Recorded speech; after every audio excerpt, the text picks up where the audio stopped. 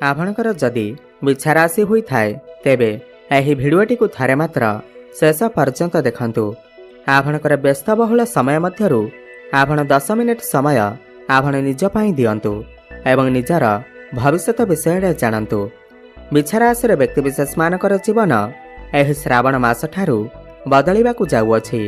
एमानंकु महादेवंकर कृपा प्राप्ति हेबाकु जाउअछि, कारण केते सबु बड़ ग्रह मानकर राशि परिवर्तन हेबाकु जाउअछि, जहाद्वारा एमानकर जीवन रे किछि बड़ हेबाकु जाउअछि।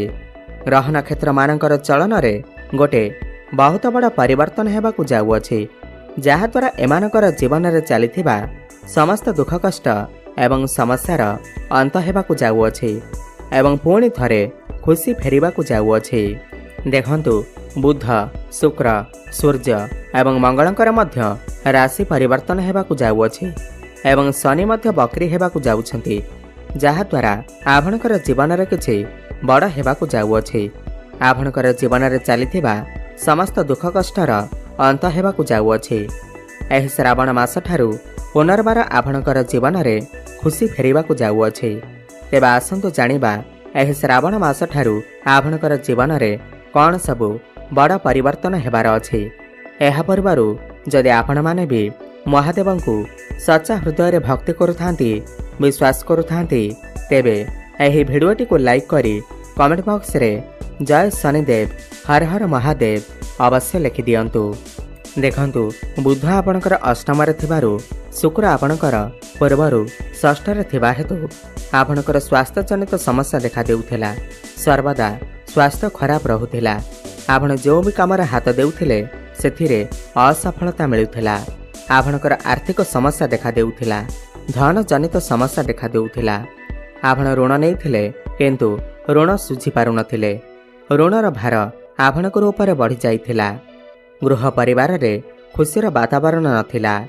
शिक्षा क्षेत्र रे समस्या देखा देउथिला। आपणकर अननेसेसरी खर्च हेउथिला। समाज रे आपणकर मान सम्मान नथिला। आपणको चाकरीटीए प्राप्ति होई पारु नथिला। संतान संतति पाई आपण चिंतित थिले। आपणकर व्यापार वाणिज्य रे लॉस हेउथिला। प्रेम जीवन रे मध्य समस्या देखा देउथिला। तेबे एही भली जहा भी समस्या आपणकर जीवन रे चालुथिला ताहा एबे दूर हेबाकु जाउअछि। एही श्रावण मास ठारू महादेवंकर कृपारू आपणकर जीवन रे पुणी थरे खुशी फेरिबाकु जाउअछि। आपणकर जीवन रे नूतन सूर्य उदय हेबाकु जाउअछि। देखंतु बुध आपणकर भाग्य भाव को चालन करुछंती, नवम भाव को चालन करुछंती। एही श्रावण मास ठारू आपणकर वृद्धि हेबाकु लागिबो। आपण निजे देखिबे आपणको समस्त क्षेत्र रे सफलता मिलिबा आरंभ करिदेब। पुणी कम परिश्रम रे आपणको सफलता प्राप्ति हेबो। आपण स्मार्ट वे रे काम करिवे। शॉर्टकट तरीका रे सफलता लाभ करिवे। आपण किछि बड़ जिनिस क्रय करि पारंती, बड़ इन्वेस्टमेंट करि पारंती, बड़ कार्यर आरंभ करि पारंती, जेउथिरे भाग्य आपणकर पूर्ण रूप रे साथ देब। जो माने शेयर मार्केट, स्टॉक मार्केट एवं ट्रेडिंग रे काम करुछंती सेमानको अचानक भाव रे लाभ प्राप्ति हेबो। आपण कोनसे भूमि, प्रॉपर्टी, जमी किमा नूतन गृह इत्यादि निर्माण करि पारंती, किंबा नूतन जानवाहन क्रय करि पारंती। आपण कोनसे धार्मिक स्थान को यात्रा मध्य करि पारंती। देखंतु शनि आपणकर पंचम भाव रे बकरी हेउछंती, ओलटा चलन करुछंती 13 जुलाई ठारू। तो प्रेम जीवन रे आपनको सफलता प्राप्ति हेबो।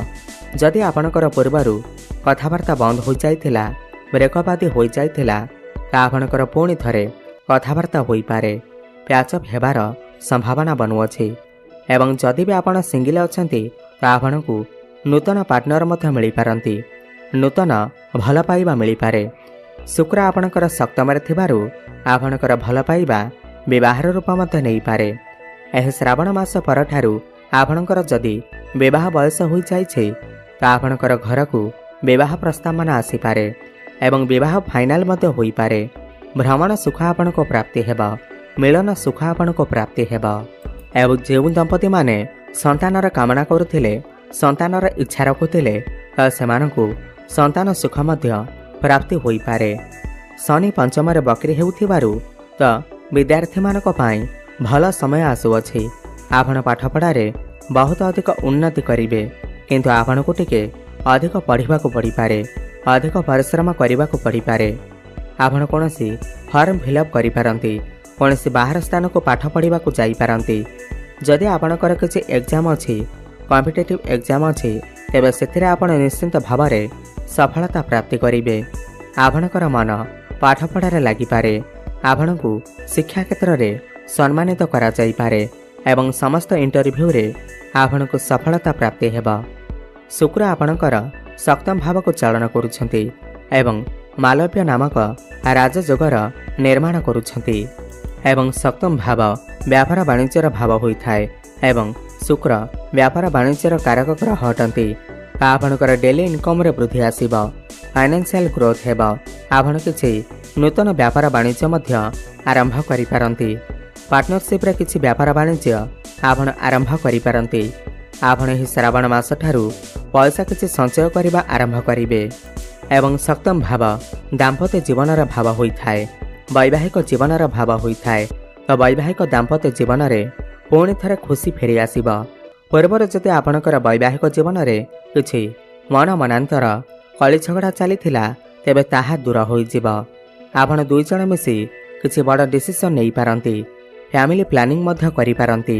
शुक्र एठारे बसी आपणकर प्रथम भाव को दृष्टि देउछंती एवं मंगल मध्य आपणकर शुभ स्थान रे विराजमान अछंती। तो स्वास्थ्य जनित समस्या जहाँ भी किछि पूर्वर थिला ताहा सब दूर होइजिबा। आपण स्वास्थ्यवान अनुभव करिवे, एक्सरसाइज करिबा आरंभ करिवे, जोग प्राणायाम आदि करिवे। किंतु आपण बाहर खाद्यपेय खाइबा ठारू टिके दूरे रुहंतु काहेकिना गुरु आपणकर अष्टम भाव अछंती।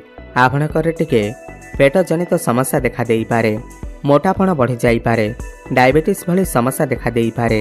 एथिप्रति आपण टिके ध्यान देबे। देखंतु सूर्य आपणकर दशम भाव को चलन करुछंती एवं दशम भाव सूर्य को दिग्बली माना जाइथाय।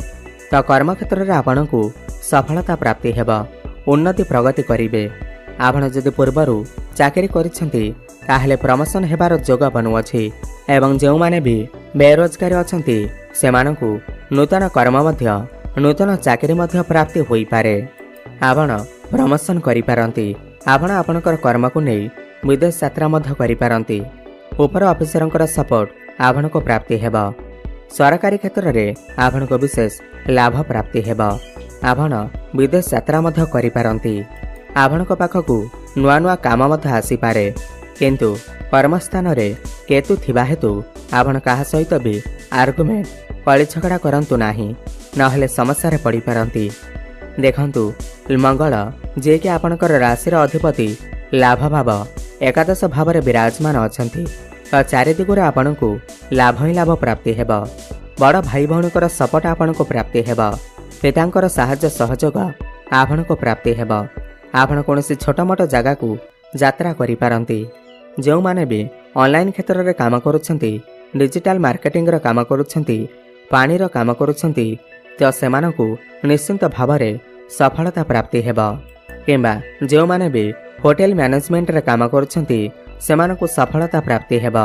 एवं जो माने भी विदेश रे रही कोनोसी काम कार्य करुछंती सेमानकु बड़ सफलता प्राप्ति हेबा।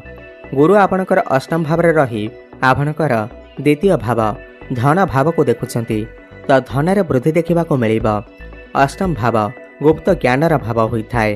तो आपणकु गुप्त ज्ञानर प्राप्ति हेबा, गुप्त संपत्तिर प्राप्ति हेबा। आपणकु पौत्रिक संपत्तिर मध्य प्राप्ति होई पारे।